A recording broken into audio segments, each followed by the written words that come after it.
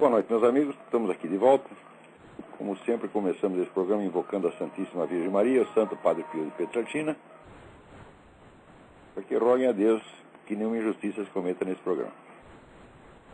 Aqui nós temos uma notícia de que o pessoal do Foro de São Paulo está preocupadíssimo com Honduras, né, porque o pessoal lá insiste em continuar no poder e não devolver ao tal do Zelaya. Agora, a gozada aqui tem o documento do Foro de São Paulo, vou publicar aqui no site Diário Colatino. Diário Colatino. Saiu no dia 14. O gozado é o tom de legalidade constitucional, né, que a declaração do Foro de São Paulo assume, como se eles fossem o parlamento hondurenho, né, a Suprema Corte de Honduras, ou o próprio povo hondurenho. Né? O parlamento quer o Zelaya fora, a Suprema Corte também quer o Zelaya fora. A população também quer usar lá fora, mas daí chega o sujeito e fala, não, vocês estão contra a Constituição de Honduras e nós que somos o Foro de São Paulo, né, junto com Barack Obama, nós vamos aí botar ordem nesse negócio e nós representamos a verdadeira vontade do povo hondurenho. Quer dizer, essa negação explícita da soberania nacional, né, em nome da própria soberania nacional, está se tornando uma coisa, vamos dizer, costumeira, é o novo processo legal. Quer dizer, o que o povo votou, o que a Suprema Corte decidiu, o que o Parlamento decidiu, não interessa. Interessa o que um sujeito, num outro país, né, ele pode estar lá, sei lá, em Genebra, Nova York, é o que ele acha. Né, reúne lá meia dúzia de iluminados e diz, não, nós representamos, caras que nunca foram, não são nem hondurenhos, desgraçados, né? Nós representamos a ordem constitucional de Honduras. Agora, esse caso de Honduras é muito ilustrativo porque ele mostra que esse negócio de nova ordem mundial e essa pressão da comunidade internacional, isso é tudo um blefe. As pessoas só aceitam isso porque elas querem. Se você não quiser, nada no mundo pode te forçar. Eles vão fazer o quê? Vão invadir Honduras? Quer dizer, uma ação militar está fora de cogitação. Então a pressão internacional consiste em o quê? Em falar mal de você, ué. Não vai passar disso aí. Eu desde o início falei, Honduras vai ganhar essa parada, vai dobrar todo mundo, vai humilhar a ONU, humilhar Barack Obama, humilhar Lula, humilhar Foro de São Paulo. E estão fazendo exatamente isso. Quer dizer, basta o povo ter 2 culhões, 1,5 não vale, um só também não vale. Se tiver 2, é mais do que suficiente para dobrar essa porcaria toda. Quer dizer, o universo inteiro está sendo enganado por um blefe. Quer dizer, o poder mundial está se constituindo na base de fazer de conta que ele já existe. Quer dizer, que, aliás, é a técnica que o pessoal usa para tudo. Quer dizer, o blefe. Você quer criar uma situação, você finge que a situação já existe, né, e que todo mundo já sabe, e se você não sabe, é você que está fora. Né? Por exemplo, casamento gay. Né? Nunca existiu casamento gay em parte alguma, mas daí você quer que exista. Então daí você faz de conta que já existe e que o seu direito ao casamento gay está sendo violado. Quer dizer, um direito futuro hipotético torna-se, né, uma coisa como se já fosse passado, como se fosse uma tradição de 2 milênios, em que só você, que é um idiota, está por fora. Você não está sabendo que existe casamento gay, você está negando um direito tradicional. Né? Do mesmo modo, esse negócio desse poder da ONU. Quer dizer, a ONU, a rigor, ela não tem poder nenhum. Legalmente não tem poder nenhum, ela pode fazer uma sugestão no máximo. Mas se você começa a aceitar aquela porcaria como se fosse, vamos dizer, a determinação legal, bom, vai virar uma determinação legal. Se você aceita como decisão de governo, vai virar uma decisão de governo. Agora, sempre existem os agentes locais, os puxa-saco, né, como esse maldito senhor José Serra, que o pessoal vê que acha como uma grande alternativa para libertar o Brasil da esquerda, o Zé Serra. Quer dizer, bom, quando chega a isso, então, quando você chega a acreditar em Zé Serra, é porque acabou, já é QI 12, entendeu? Né? Zé Lula ou Zé Serra. Bom, o próprio Lula, ele mesmo já disse, eu e o Zé Serra inventamos aqui uma nova fórmula política. A fórmula política é a seguinte, eu fico lá um pouquinho, você fica um pouquinho. Tá certo? Nós fazemos exatamente a mesma coisa com 2 nomes. Né? Vocês não podem esquecer, quando é que começou esse negócio de MST? Foi no governo do PT? Não, foi no governo da FHC. Quando é que começou a doutrinação marxista nas escolas? Foi no governo do PT? Não, foi no FHC. Quem foi que destruiu o que sobrava da educação brasileira? Tá certo? Transformando aquilo, né, em centros de adestramento para o cidadãozinho, serviço da nova ordem mundial. Foi o seu Paulo Renato no tempo do FHC. Não é isso? Agora, por exemplo, o seu Zé Serra começa com essa campanha antitabagista em São Paulo, né? Não pode fumar em mais lugar nenhum. Aqui também o tal do Bloomberg em Nova York não quer deixar fumar nem na rua, né? E daqui a pouco também não vão deixar fumar na sua casa. E, ao mesmo tempo, se intensificam brutalmente as campanhas pela liberação da maconha e da cocaína. E no Brasil, sei lá, um líder tucano, que é o seu Zé Serra, proíbe você de fumar. O outro líder tucano, seu FHC, sai fazendo campanha pela liberação da maconha. E vocês acham que essas coisas não estão articuladas uma com a outra? Ora porra! Quer dizer, o que é isso? Você vê, o Gilberto Amado, ele dizia que quando ele viu um brasileiro capaz, né, de juntar premissa e consequência, ele tinha um orgasmo. Agora, eu não posso viver em estado de orgasmo permanente. Você tem que compreender o meu problema, tá entendendo? Quer dizer, eu estou tendo aqui o orgasmo cada 5 minutos, eu não aguento mais. Né? Esse negócio está começando a me fazer mal, você tá entendendo? Então, quer dizer, você fala isso para as pessoas e elas dizem, não é possível, você está desconfiando, isso é maquiavelismo demais, isso é teoria da conspiração. Né? Quer dizer, eles acham o seguinte, por um lado, veja que coisa impressionante. Todo brasileiro acha que político é canalha, é ladrão, filha da puta, conspirador, mentiroso, mas na hora que você identifica uma mentira, eles acham que é teoria da conspiração. Quer dizer, que raio de vigaristas são esses que não pode cometer vigarice nenhuma? Né? Mas é... Olha aqui. Pá, pá, pá, pá.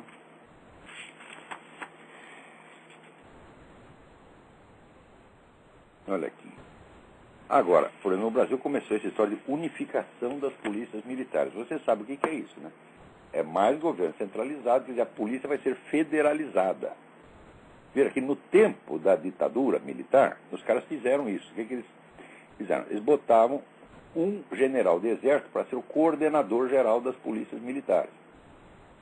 A esquerda inteira, evidentemente, gritou. Falou, não, isso é ditadura, né, isso é um abuso de poder, pá.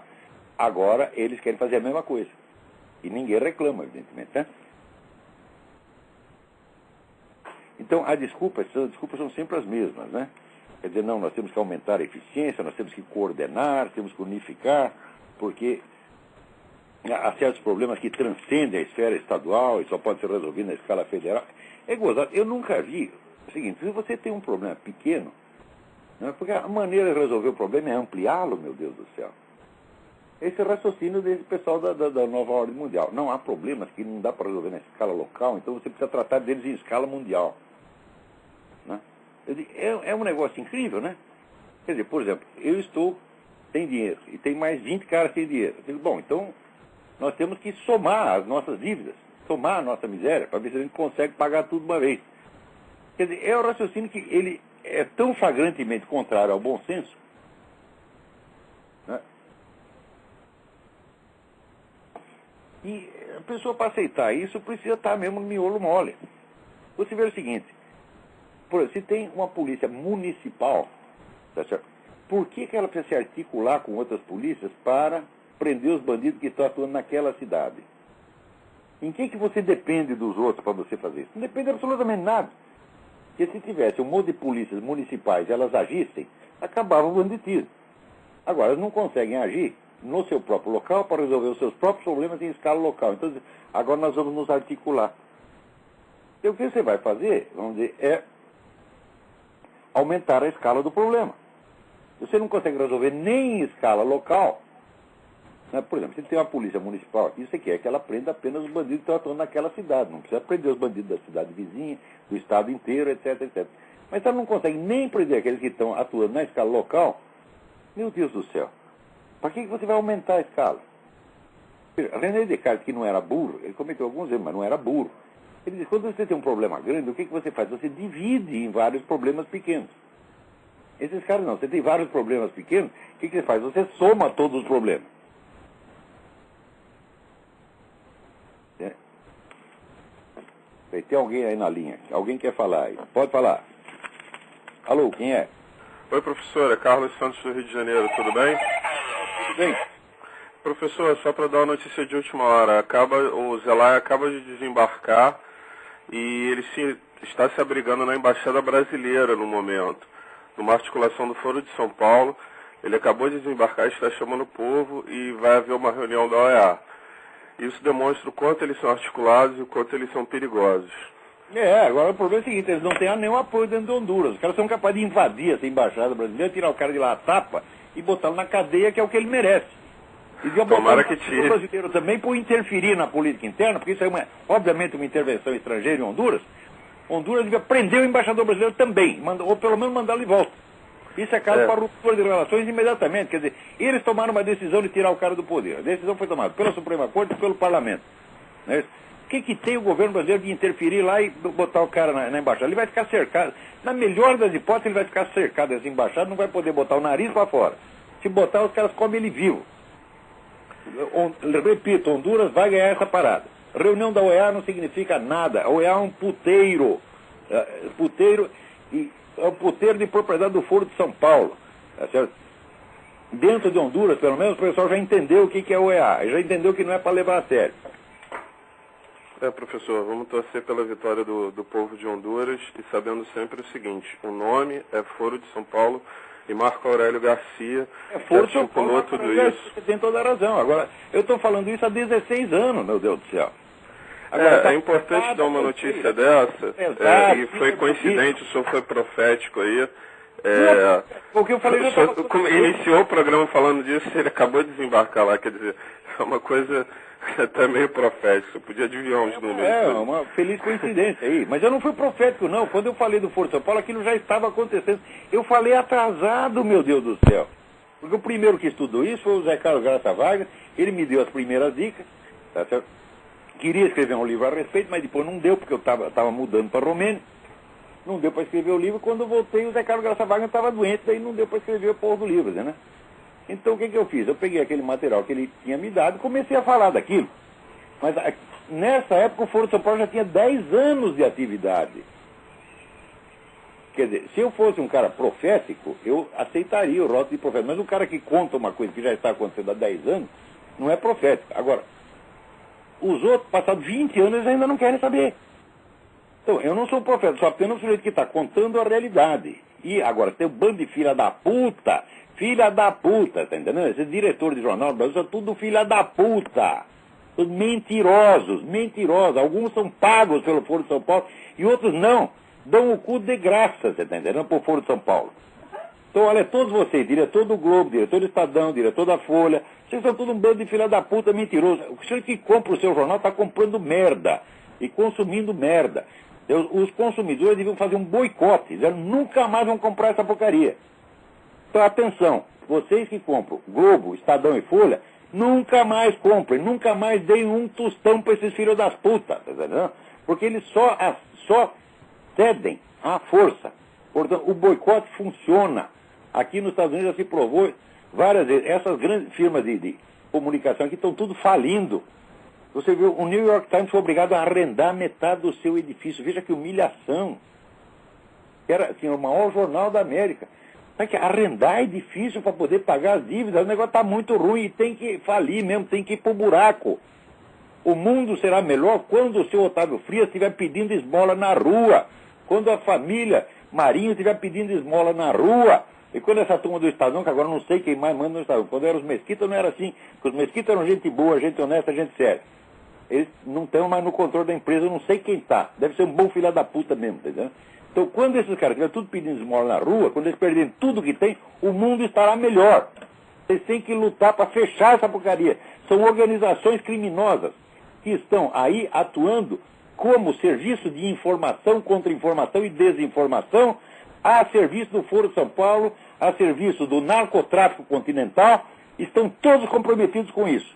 E vocês levam essa gente a sério, né? E respeitam esses camaradas. Agora, esses caras são bandidos igual ao meu Foro de São Paulo. Quer dizer, o Foro de São Paulo é uma entidade que, para ele crescer, ele precisava absolutamente do segredo. Agora pode até falar, porque agora já está tudo montado, não precisa mais. Então, aqueles que colaboraram para esconder são membros ativos do Foro de São Paulo, porra!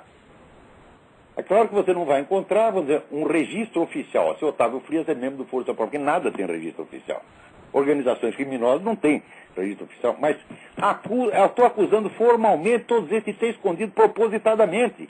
E ainda continuam escondendo. Porque agora eles falam do Foro de São Paulo como se fosse uma coisinha de nada, que nem aquela vagabunda da 0 Hora que diz, nós achamos que esse grupo não tem tanta importância. Peraí, grupo? Uma organização que tem quase 200 partidos políticos, tem 10 chefes de Estado, se chama de grupo? Então ela está com grupo, tá entendendo? Muito bem. Mais outra aí na linha. Quem é? Alô? Aqui é Gustavo, de Porto Alegre, professor. Fale mais alto, Alô? grite. Alô, professor. Estou ouvindo agora. Tá ouvindo? Perfeitamente. Professor, queria fazer uma pergunta que é de Porto Alegre. É o seguinte. E essa ligação está saindo toda entrecortada. Agora eu estou ouvindo, mas não estou entendendo nada. Ligue de novo, por favor. Tem outra pessoa aí na linha? Então, vamos lá. Quem é? Alô? Alô? Alô, Olavo, tudo bem? Tudo bem, quem é? Aqui é o Guilherme de Campinas. Tudo bem, Guilherme? Olavo, não sei se você viu, deve ter visto, na semana passada, o resultado das ações do James O'Keefe, que conseguiu fazer com que as duas casas legislativas tirassem o financiamento da Acorn. Ah, sim! Mas o que eu saiba, isso tinha acontecido só em nível estadual, já está em federal, já cortaram as verbas da Acorn? Parece que foi aprovado pelas duas casas, não sei se ainda já cortaram, mas parece que quinta-feira foi aprovado pelas duas casas legislativas, mais dinheiro para a Acorn. Grande notícia, tem que... Veja, a Acorn vendeu o título de eleitor, distribuiu, vendeu não, deu de graça, título de eleitor falso para o pessoal votar no Obama. Com isso já é um crime eleitoral monstruoso, já devia ser fechada e os seus diretores ir para a cadeia e o Obama ir para a cadeia junto. Tá certo?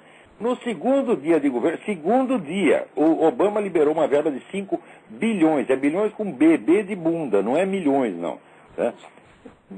Bilhões para a Acorn, tá certo? Quer dizer que retribuindo o serviço prestado. Então, um caso de corrupção monstruoso e descarado, assim, bem feito na sua frente. Os sujeitos vêm com a rótulo na testa, sou vigarista, dando dinheiro para outro vigarista. Muito bem, não aconteceu nada.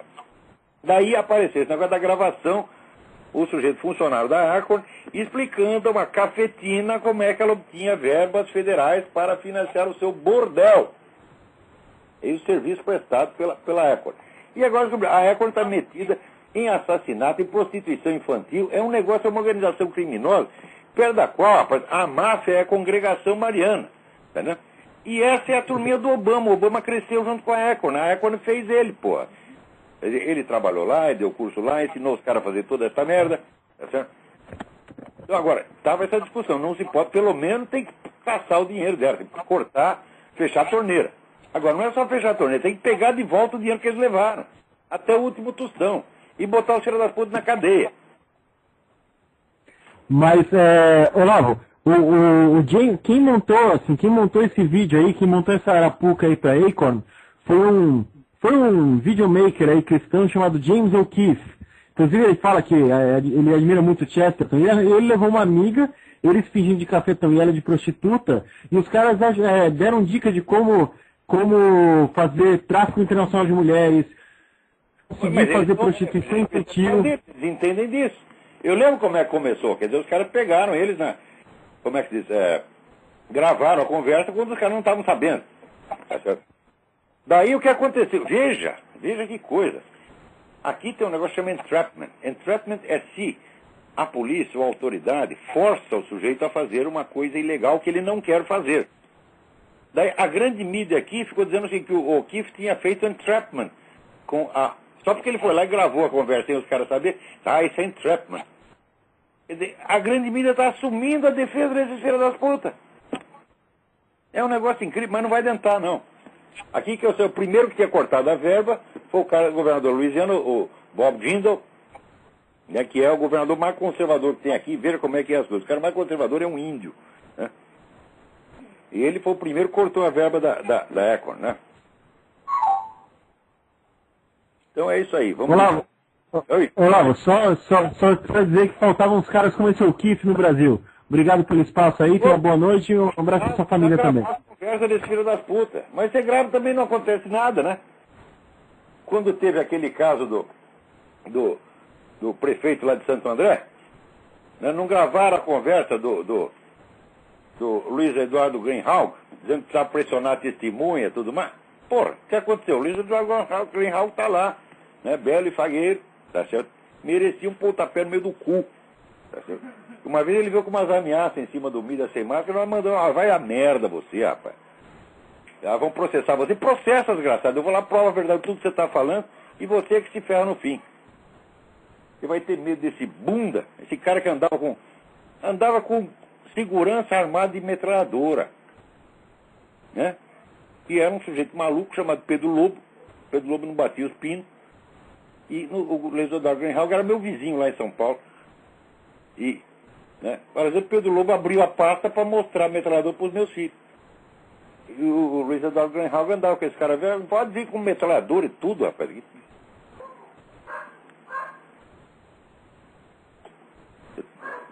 Mais gente na fila?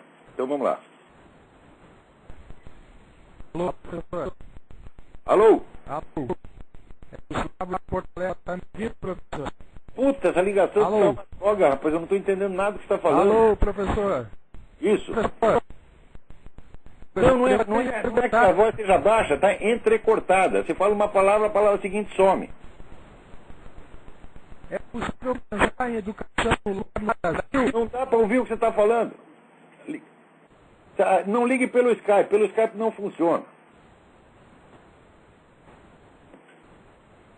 Só se você estiver ouvindo por um computador e chamar pelo Skype no outro computador, ele talvez funcione. É uma sugestão que eu dou.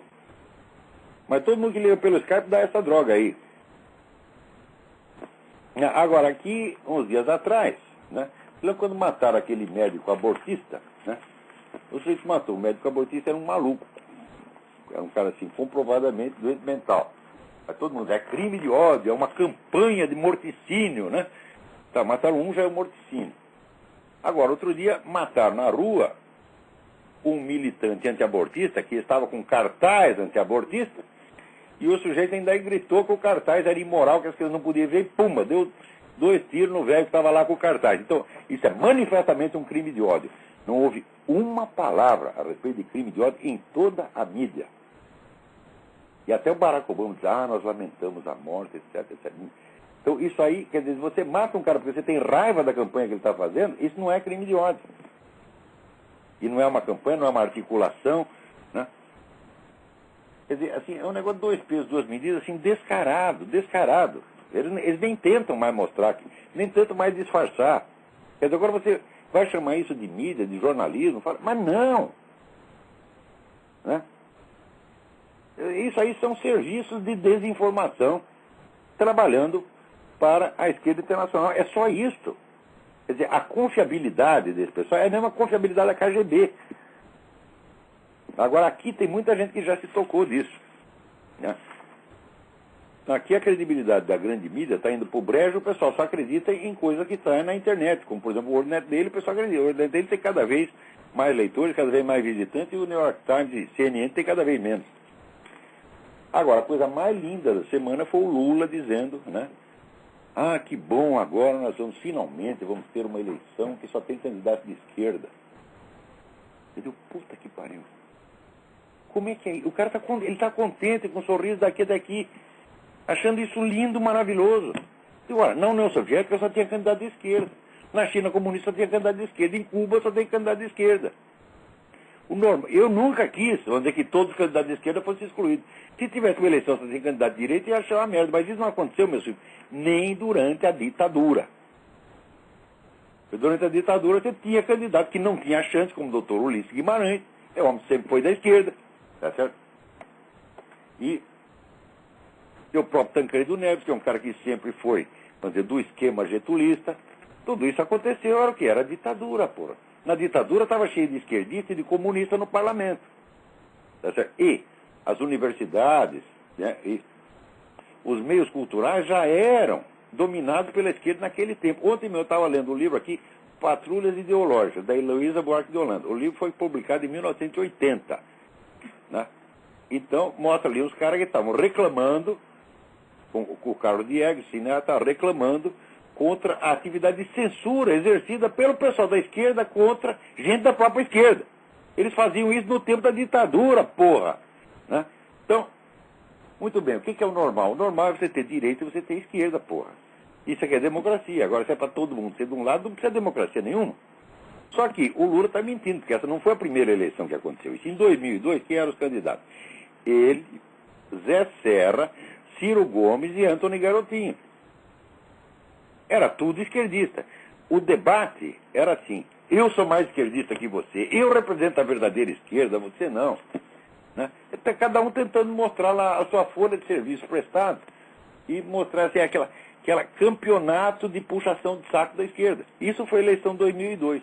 Depois a eleição de 2006, em que tinha um cara nominalmente da direita, que é, né, o Alckmin. Olha, o cara nominalmente da direita foi o cara que baixou lá uma lei multando o templo religioso que impeça a entrada de um traveco.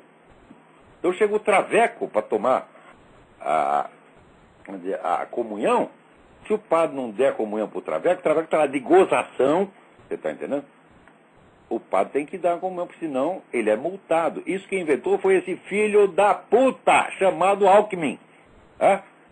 Mais ainda, o cara, durante toda a eleição, ajudou o seu concorrente Lula a esconder o Foro de São Paulo.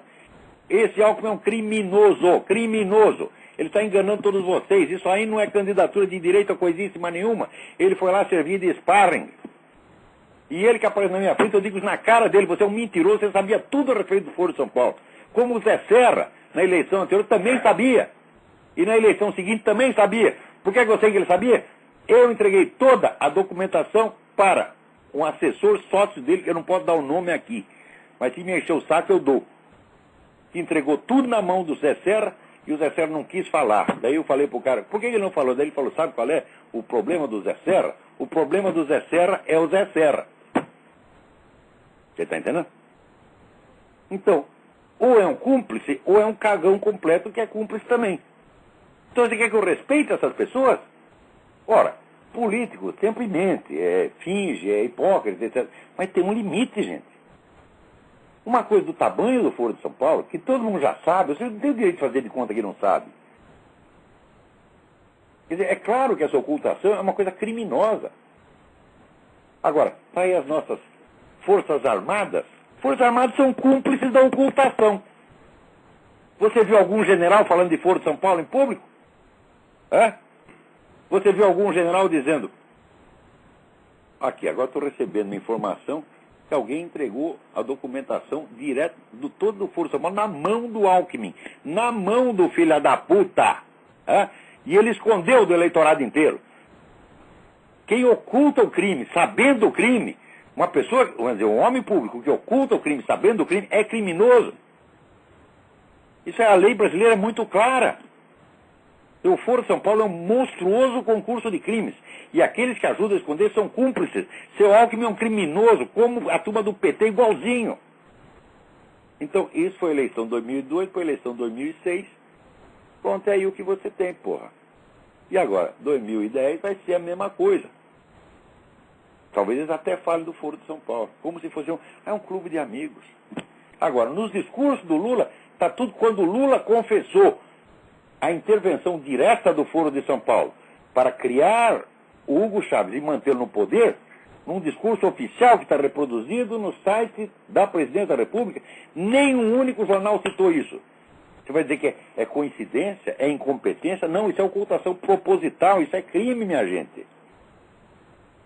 Agora, não vi nenhum general ficar revoltado com isso. Por isso que eu digo, tirando, nas Forças Armadas, tirando meia dúzia de pessoas, para tirar esse pessoal do grupo Inconfidência, que eu tenho o maior respeito, o pessoal do grupo Quero no Rio Grande do Sul, tá certo? O pessoal do Ternuma, esse é gente boa, gente corajosa. Tirando esses poucos e mais meia dúzia, o resto é tudo um bando de boiola. Que não me apareça nenhum general brasileiro aqui na minha casa que eu lhe cuspo na cara, filho da puta. Você não merece estar dentro dessa farda, a farda devia cuspir vocês. Vocês são uma vergonha para as Forças Armadas, que tem uma história maravilhosa, uma história honrosa. Olha, eu estou falando, não estou falando no ar. Eu sou coautor de um livro, O Exército na História do Brasil, um livro de 2.000 páginas. Quer dizer, eu fui obrigado a estudar toda a história do Exército Brasileiro. Tá certo? Eu conheço a história. É uma história maravilhosa. O Exército fundou o Brasil surge na Batalha de Guararapes. O Exército teve na história brasileira a mesma função que aqui tiveram as igrejas protestantes, a força formadora do país. E agora está representado por esses merda. E dizem, nós somos as Forças Armadas. Vocês não são Força Armada coisa nenhuma, vocês são fraquezas desarmadas, vocês são um bando de boiola. Uns são boiola, outros são mentirosos, e outros estão ganhando dinheiro com isso. Estão ressalvadas as pessoas de valor que, olha, até que são um número bem grande. Esses honram as Forças Armadas, os outros não. Agora, eu sei o seguinte, milico tem uma coisa, eles são tudo... Ele sabe que o outro não presta, mas tem o espírito corporativo. Então você pega o melhor dos milicos, pessoa honrada, e fala do colega dele que é ladrão, mentiroso, trabalha para narcotraficante, trabalha para o Foro de São Paulo. Não, você não pode falar isso do general tal. Como não pode? Eu não sou milico, porra. Eu gosto de vocês, né? Já corri risco de vida por defender as Forças Armadas. Perdi emprego por defender as Forças Armadas. Né? Então, filho, eu tenho o direito de falar, porra.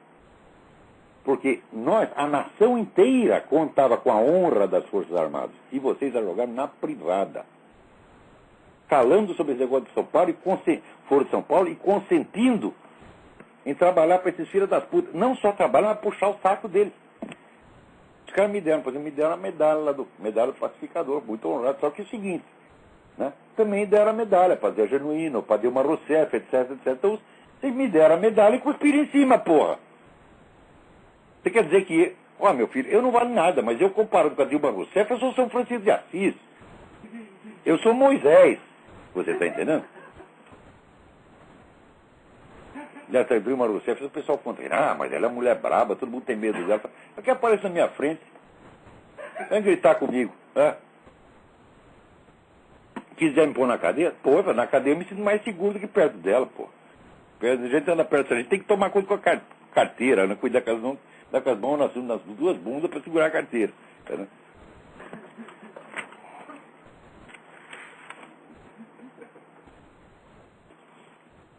Agora aqui, você vê que o Brasil não tem o monopólio da estupidez universal. Aqui nós temos o nosso Zé Serra também, que é o Bloomberg, que é prefeito de Nova York. Agora ele quer proibir as pessoas, né, de fumar nas praças, nas ruas e nas praias. E ao mesmo tempo se intensifica a campanha pela liberação da maconha e da cocaína. Então é claro que nós temos uma articulação mundial para substituir o vício humano. Porque o cigarro, é o seguinte, o cigarro é característico da época da democracia. O cigarro incentiva você a pensar, protege o seu cérebro, que fuma não tem Alzheimer, tá certo? E incentiva a atividade intelectual. Então, o fumante fala, discute, etc, etc. Fala, bom, não é coincidência que o fumo tenha se disseminado na época que as instituições democráticas começaram a aparecer. A partir do século XVII, XVIII foi aí que se disseminou o fumo. No século XIX todo mundo fumava. Na primeira metade do século XX todo mundo fumava.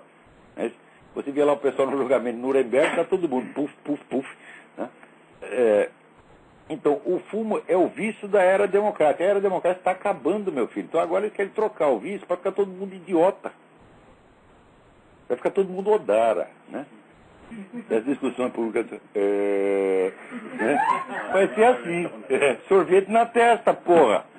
E vocês estão caindo nessas coisas, né? E ainda vão dizer que é no meu interesse, no interesse da minha saúde.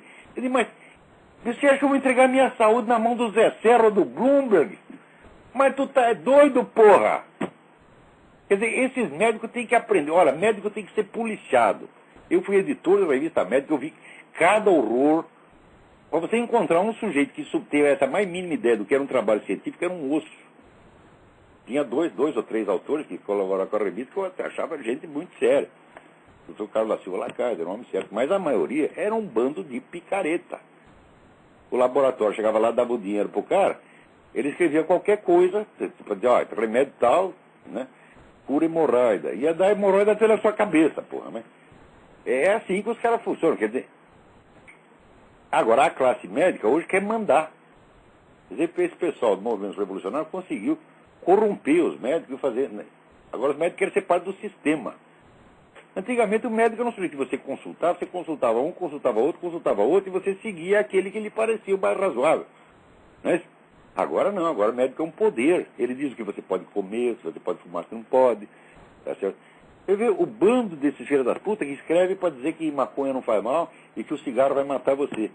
Aqui nos Estados Unidos o pessoal diz que morre 400 mil fumantes por ano, só que morre na mesma idade dos outros, ou até um pouco mais. Agora, a Organização Mundial da Saúde, o número total de mortes ela publica no jornal. E a idade publica na revista técnica que só a turma de dentro lê. Então fica todo mundo assustado. Você vai fumar, vai morrer. Eu digo, claro que vou morrer. Morrer mais velho do que vocês, seus filhos das putas. Né? Eu tô aqui com 62 anos, não tenho horário para comer, não tenho horário para dormir, trabalho 16 horas por dia, tô aqui fumando para danar. Ó, não tive infarto, não tive derrame, não tive dor na junta, não tive merda nenhuma, porra. Hã? Agora, quero ver. Vamos fazer. Não tô broxa, não. Às vezes eu brinco com velho broxa. Né? Fazer né? Concurso de ereção. Eu, Zé Serra e Drauzio Varela. Ora, porra. Mas quem vai ganhar? Quem vai ganhar? Ó, porra. Eu tenho 8 filhos, cara. Tá pensando o quê? Né? É 8 and counting. Então, como o Zé Simão tem razão, quer dizer, você quer ficar saudável, ter aparência saudável como o Zé Serra e Drauzio Varela, pare de fumar. Olha a cara deles e olha a minha, porra. Puta vida. Peraí, tem mais alguém na linha aí?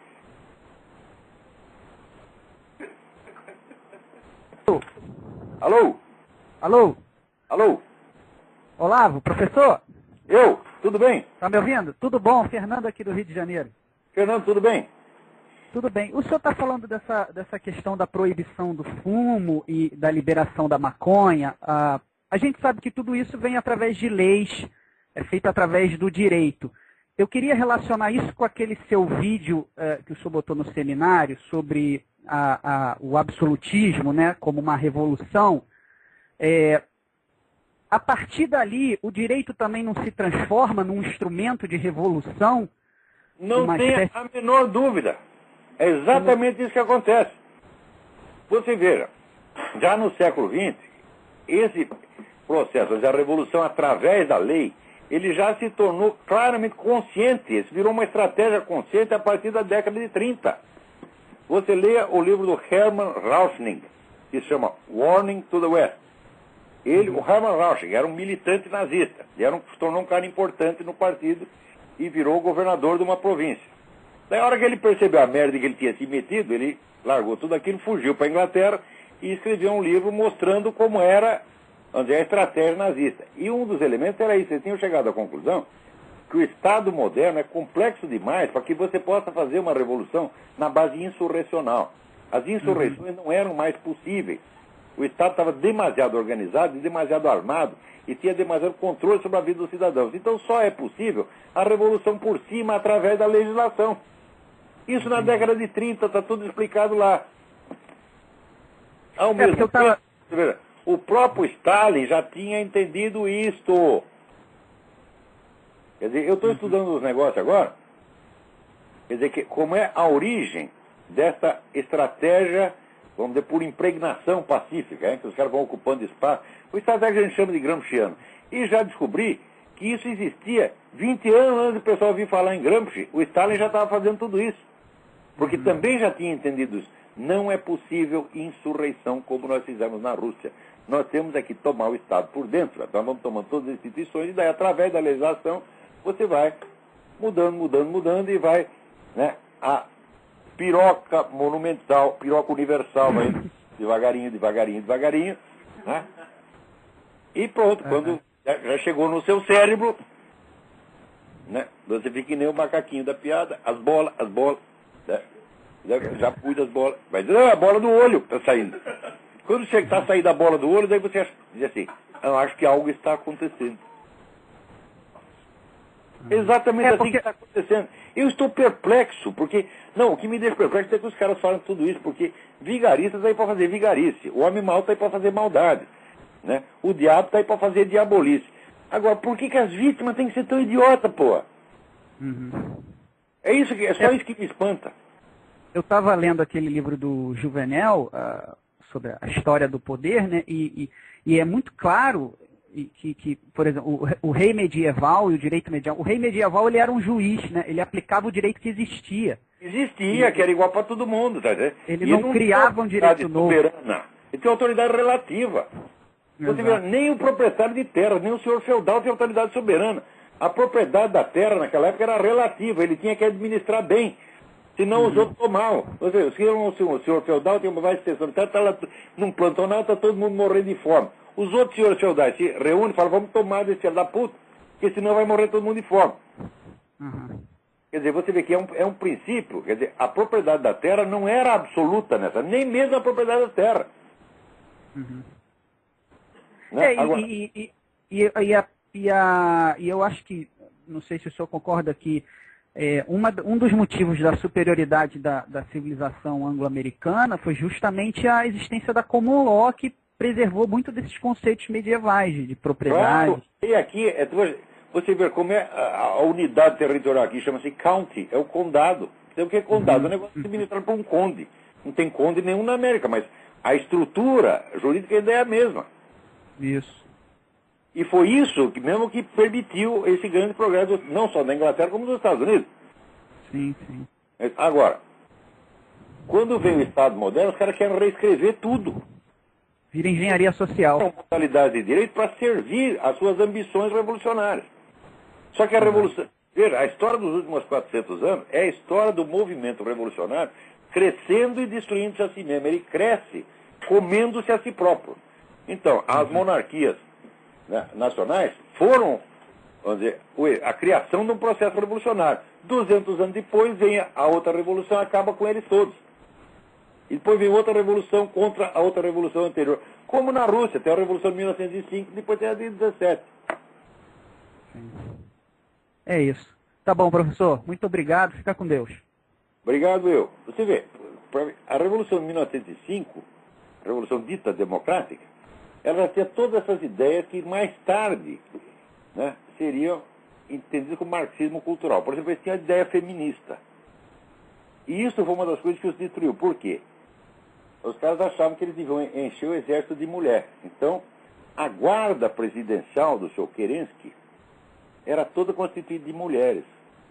Né? Quando os comunistas ficaram sabendo disso, falaram, oba! Entraram lá, estupraram todos e depois mataram todos. E foi assim que a Revolução Comunista ganhou da Revolução Social-Democrática anterior. Você está entendendo? Quer dizer, não existe um movimento contra-revolucionário. Às vezes existe um movimento que é contra um aspecto da Revolução, mas está sustentando um outro aspecto. Tá certo? Então nós só vemos, praticamente, o movimento revolucionário comendo-se a si mesmo. Existem são várias promessas, vários planos utópicos em concorrência. O que eu digo é o seguinte, a ideia revolucionária é errada em si, ela é maligna em si. A ideia de vamos construir um mundo novo. E para construir um mundo novo, preciso concentrar o poder na minha mão. Qualquer sujeito que tenha essa ideia devia ser fuzilado. Né? E essa ideia de temos que tratar dos problemas em escala global, qualquer sujeito que quer aumentar a escala dos problemas é um criminoso. O ser humano não tem capacidade de conceber uma sociedade melhor e fazê-la. Nenhum ser humano tem. Se você disser para mim, senhor Olavo, o senhor quer ser presidente da República, vai criar um Brasil melhor? Fala, Deus me livre, eu não tenho capacidade de inventar um Brasil, inventar uma sociedade brasileira. Qual é a sua proposta de sociedade? Fala, mas tá doido? Só que hoje é normal ter proposta de sociedade. Qualquer garoto de 14 anos tem proposta de sociedade. Eu, quando leio esses programas presidenciais, eu li o programa presidencial do Fernando Henrique, fiquei horrorizado. O cara quer mexer em tudo. Ele acha que ele tem capacidade de mudar tudo. Eu digo, nós não temos essa capacidade, gente. Se você chegar para mim e dizer, senhor Olavo, o senhor é um cara inteligente, o senhor estudou, o senhor quer resolver o problema da educação brasileira? Eu falo, Deus me livre. Se eu conseguir resolver o problema da educação de 2.000 pessoas, eu me considero um grande educador e isso ali terminou. Como é que diz? É o meu patamar de incompetência. Agora, esses casos, o patamar de incompetência deles, né, sei lá, na Estrela Vega, não termina, você tá entendendo? Eu tenho as minhas limitações, ele não tem. O Lula não tem limitações. Ele não tem nem pecado, vai ter limitações. Então, é essa mentalidade que foi criada a partir do fim do século XVII, XVIII, e que se impregnou em todo lugar. É isso que está acabando com o mundo. tudo que esses caras inventam e dizem que vão fazer, dá o resultado contrário. Quer ver um exemplo? No século XIX, todo mundo diz, não, o que está matando as pessoas, século XIX, começo do século XX, o que está matando as pessoas é a instituição da família, porque ela é repressiva. Se abolir a família, vai ficar tudo uma maravilha. Um bando de idiota disse isso, né? Bakunin disse isso, Nechayev disse isso, né? Wilhelm Reich disse isso. Bom, então começaram a demolir a família. Quais são os efeitos reais? Efeito é proliferação da gravidez adolescente, proliferação do estupro doméstico, da violência doméstica. A violência doméstica quase toda acontece na casa de mãe solteira, praticada pelo padrasto. Violência, vamos dizer, estupro de criança pelo pai natural é raridade. Em geral, falar, meu pai, quando você vai ver, não é pai, é padrasto. Isso é quase tudo, né?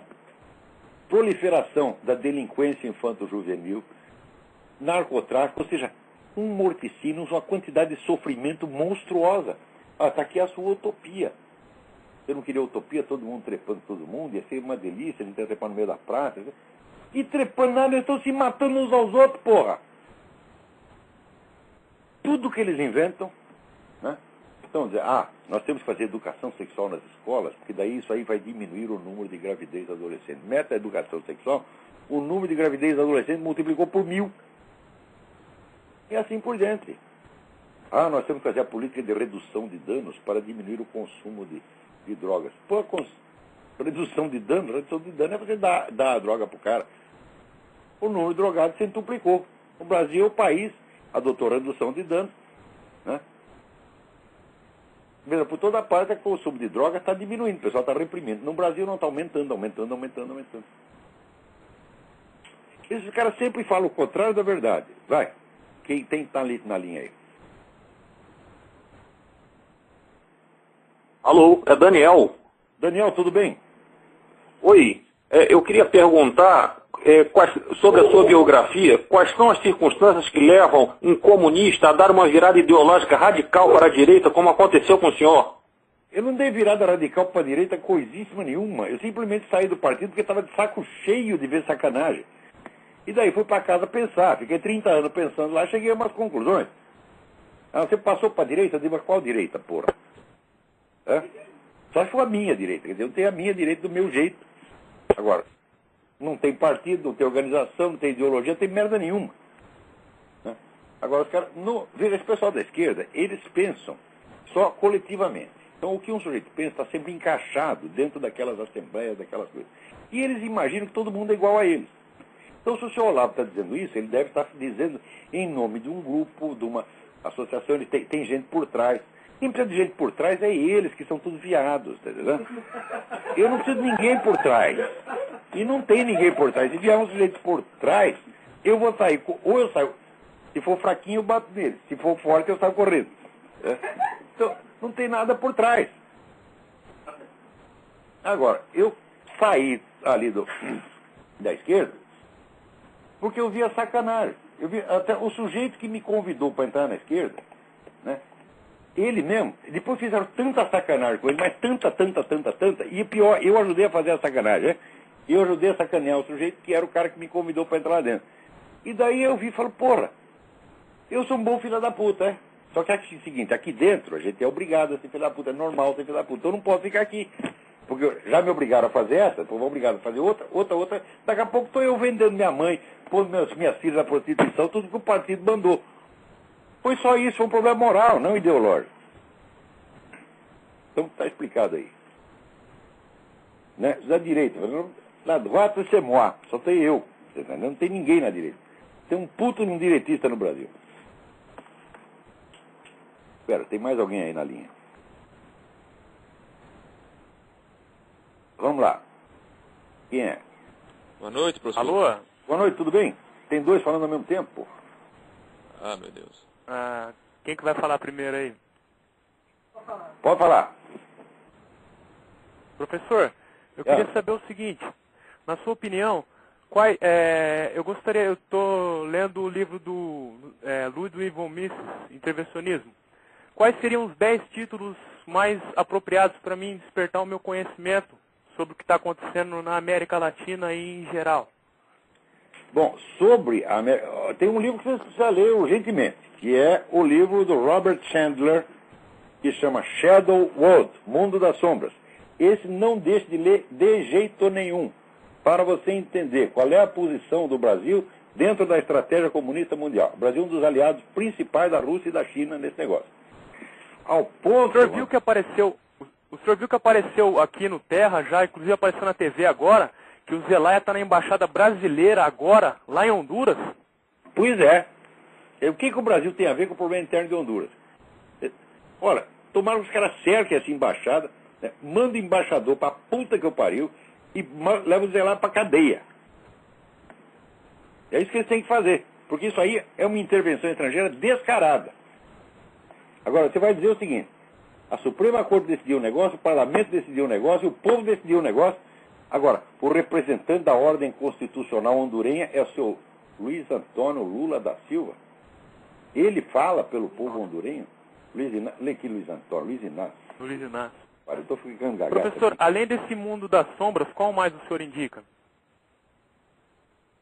Olha, é difícil você... Olha, tem o livro do Christopher Andrew, que se chama The World Was Going Our Way. Quer dizer, o mundo estava indo para onde a gente queria. E essa é o que a turma da KGB dizia, né? Então, ali você tem a ideia da penetração profunda do serviço secreto soviético em todos os países da América Latina do terceiro mundo. Tem algumas dicas extraordinárias. Sabe que teve um embaixador brasileiro em Moscou, que foi agente da KGB, agente pago? No Brasil ninguém sabe disso. Então, quando ninguém saber essas coisas, fica difícil. Agora, livros também, você tem que ler os negócios do Alejandro P. Esclusa, porque é o cara que mais entende de Foro de São Paulo aí na América Latina. Eu vi, inclusive, apareceu num jornal famoso hoje sobre um evento da UNO América, aqui não sei se é no Brasil, não sei em que lugar que vai ser. Então, um evento da UNO América. Apareceu na Defesa Net. Esse camarada, veja, eu não sou membro da UNO América, eu não sigo a política do Alejandro Penha Esclusa, né? O Alejandro Penha Esclusa é apenas um amigo meu, eu tenho divergência enorme com ele, sobretudo na parte da economia, mas eu tenho certeza, esse é um grande herói latino-americano, foi o único sujeito que fez algo contra o Foro de São Paulo. E ele está brigando e muitas vezes ele sai ganhando, embora a desproporção de recursos seja monstruosa.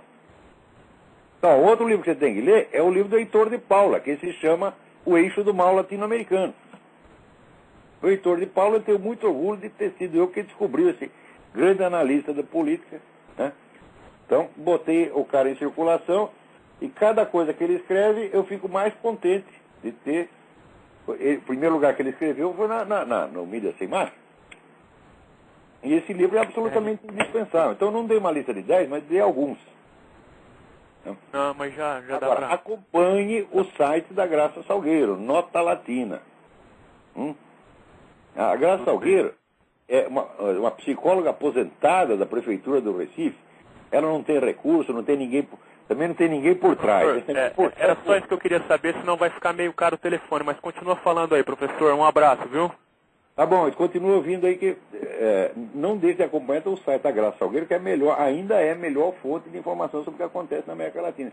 Então essa senhora sozinha... Notalatina.blogspot, eu sei. Obrigadão, professor. Tchau, tchau. Recurso, fica na linha, tchau. Ela está dando as informações corretas. Agora, toda essa mídia que está enchendo o cu de dinheiro, está aí só para mentir para vocês. Não tô falando. Agora o pessoal pensa assim, não, ele está falando isso porque ele é de direita. Eu digo, ué, mas cara, se eu fosse de esquerda, se fosse o cara mais comunista, eu ia dizer que o que está acontecendo é outra coisa? Não. O Fidel Castro sabe que eu tenho razão. Claro que eu não gosto da coisa e ele gosta, mas os fatos são os fatos, porra. O Lula, o que eu disse do Foro de São Paulo, o Lula endossa tudo. O Foro de São Paulo que virou, né, a orientação de toda a história política latino-americana e botou todos os esquerdistas no poder. O Foro de São Paulo age em todos os países, é intervenção estrangeira permanente. O Lula confessa isso. Agora, ele confessa lá para as neguinhas dele, tá entendendo? Para a turminha dele.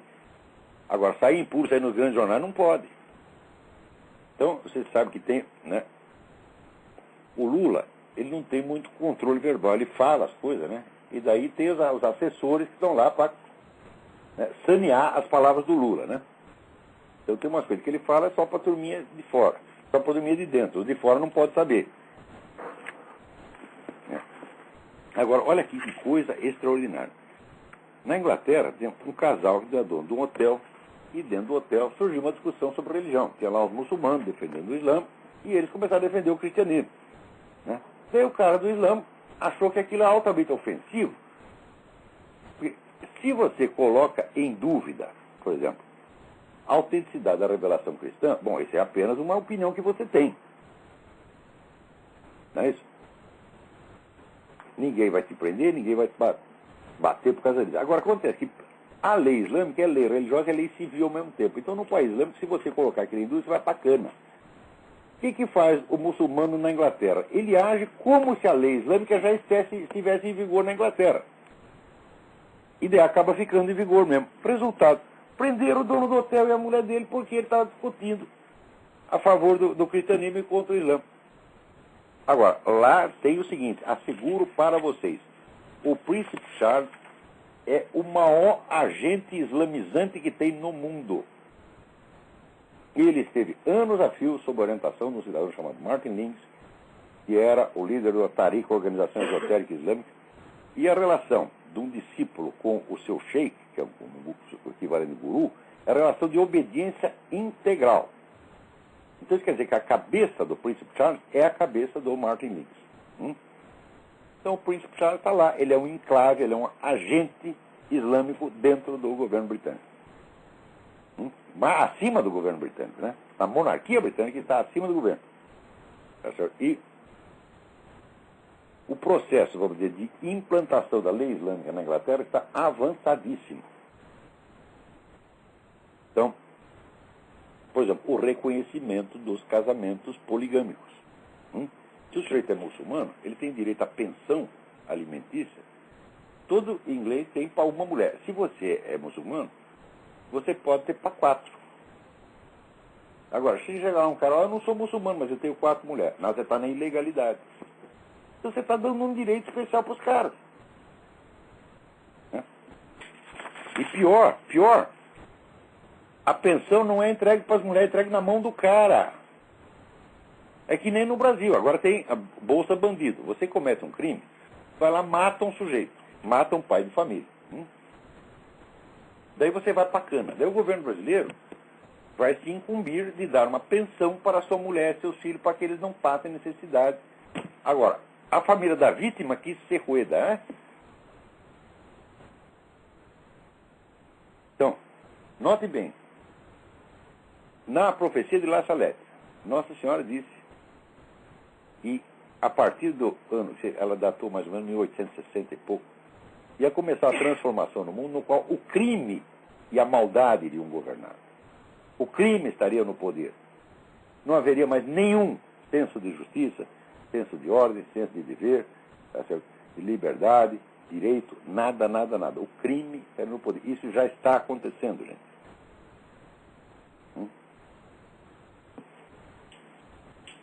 Agora, você vê, tem mais alguém. Eu queria comentar um negócio aqui. Aqui, o Gilberto de Menstein. Eu queria comentar esse artigo do Gilberto de Menstein. Quem é? Então, peraí. Está aqui, o Gilberto de Menstein escreve um artigo que chama Universidade do Prazer. Olha aqui. Diante da frase, baladas e jogos me motivam mais do que as aulas. Apenas 16,1% dos estudantes das universidades da capital e região metropolitana de São Paulo disseram discordar totalmente. Os outros 81% concordam. Né? Uma expressiva parcela, 52,3%, admitiu que fumou maconha. Muitos certamente preferiram não revelar nada. Beijar na boca várias pessoas numa única noite é rotina. O resultado é que muitos enxergam no ensino superior espaço de prazer, onde se misturam baladas, drogas e sexo. É precisamente para isto e somente para isto que existe a Universidade do Brasil. Estamos falando aqui de 15 universidades, né? USP, PUC, Unifesp, Mackenzie, FGV, FMU, Unip, AMB, Morumbi, blá, blá, blá. Ou seja, locais que produzem a futura elite política, empresarial, cultural e social do país. Agora, o Gilberto de Menstein está escandalizado com isso. Eu digo, mas o que, senhor de Menstein? O senhor tem certeza que o senhor não ajudou a fazer isso, não? É sempre assim. Esses jornalistas fazem as coisas. Quer dizer, Quer dizer, vocês querem sex livre, movimento gay, etc, etc, né? E daí quando as coisas acontecem, você, ah, que horror! Ora, porra! É sempre assim, quer dizer, eles não têm culpa de nada. Está naquele livro daquele desgraçado do Zeni Ventura, o livro de 1984, né? Não, 1968. 1984, no fim é a mesma coisa. Não, mas nós tivemos todos aqueles movimentos de 68, liberação da juventude, papapá. É verdade que depois veio esse negócio de AIDS e narcotráfico. É um pequeno detalhe, quer dizer, no meio da imensidão de coisas boas que eles fizeram, veio 2 detalhes. AIDS e narcotráfico. Agora, cadê as coisas boas? Não sei o que eles fizeram de bom, mas eu sei que a AIDS e o narcotráfico estão aí. Agora, ele não se sente culpado. Meu filho, você quer sexo livre? Se tem sexo livre, tem doença sexualmente transmissível, porra, a coisa mais óbvia do mundo, é. Como é que pode? Se todo mundo come todo mundo e as doenças sexualmente transmissíveis ficam em casa. Não aparece, né? E, queremos aqui, né, fazer novas experiências, transcender a inteligência humana, então vão aqui tomar LSD, uma maconha, tomar pico. Todo mundo achava isso lindo na década de 60, 70. Agora isso se espalhou para o mundo. Agora, os desgraçados que fizeram isso não se sentem culpados por isso. Quer dizer, você induz todo mundo a usar droga, e daí a droga é culpa do maldito capitalismo e não de você. Está entendendo por que não pode levar a sério essa gente, não pode respeitar? Porque toda essa gente merece um chute no meio do cu. Tá bom? Então, até a semana que vem, muito obrigado.